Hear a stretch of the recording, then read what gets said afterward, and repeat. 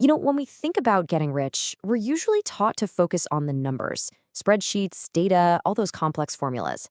But what if the most important factor isn't what you know, but how you act? We're going to dive into some really groundbreaking ideas from Morgan Housel's book, The Psychology of Money, which makes the case that financial success is way less about math and way more about your mindset. So let me ask you, what do you think is the single most important skill when it comes to money? Is it being a genius at picking stocks? Or maybe mastering compound interest? Or is it being able to budget down to every last cent? Well, according to Housel, it's none of those. The real key to building wealth is something much softer, more personal, and honestly, a whole lot more interesting. Okay, so let's jump into a huge idea from the book. We've all looked at someone's money decisions and thought, what are they doing? That's totally crazy. But what if Housel's right, and actually, no one is crazy? This right here gets to the heart of it. See, the way we think about money, what feels safe, what feels risky, it's not really based on textbook logic that we all learned in school. Nope.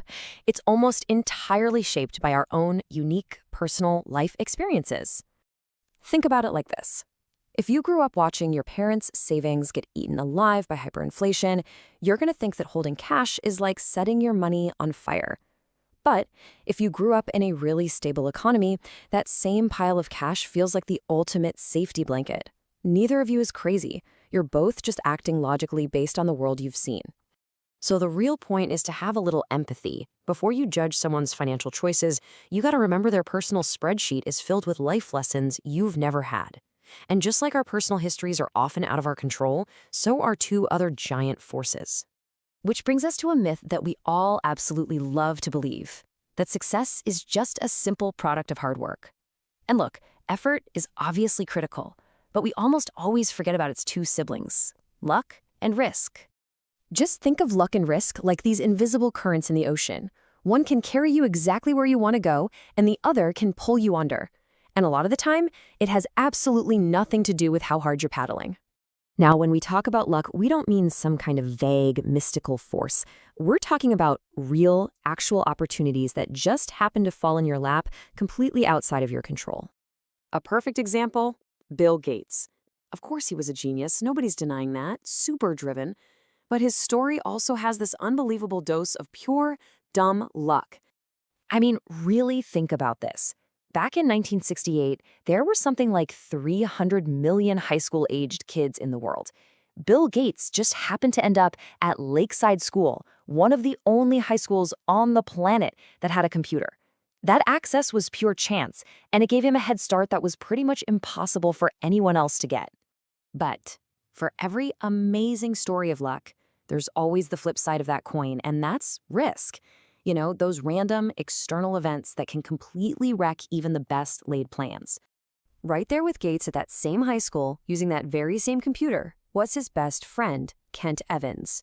And by all accounts, Kent was just as brilliant, just as driven, and just as obsessed with the future of computers. But we don't know the name Kent Evans today. Why? Because he was hit by the other side of chance, a 1 in a million risk. He died in a random mountaineering accident before he even graduated. Same talent, same drive, totally different outcome.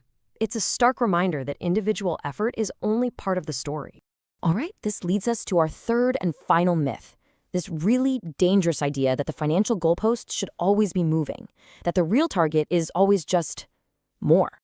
Housel argues that the hardest skill in finance has nothing to do with earning more money. It's learning how to get the goalpost to just stop moving.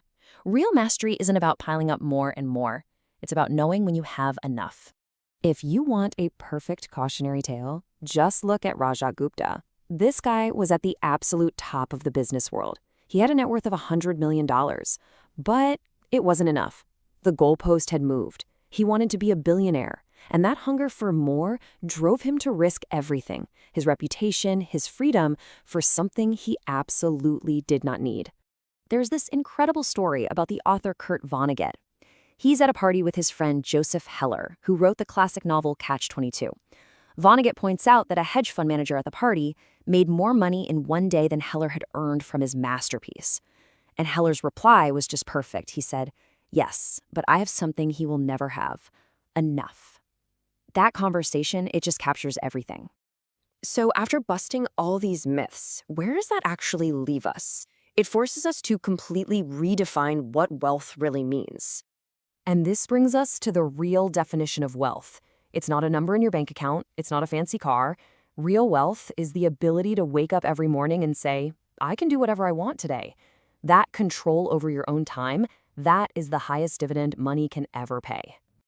So, how do we actually put all this into practice?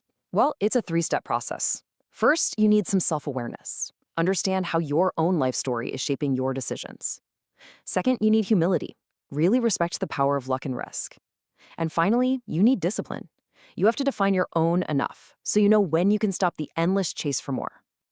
And that's really the big takeaway from the psychology of money. Being good with money has very little to do with how smart you are. It has everything to do with how you behave. It's about controlling your own impulses, understanding your fears, and most importantly, defining what success looks like for you.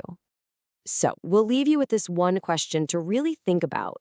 Forget the billionaires. Forget what your neighbors are doing. What does enough truly look like for you?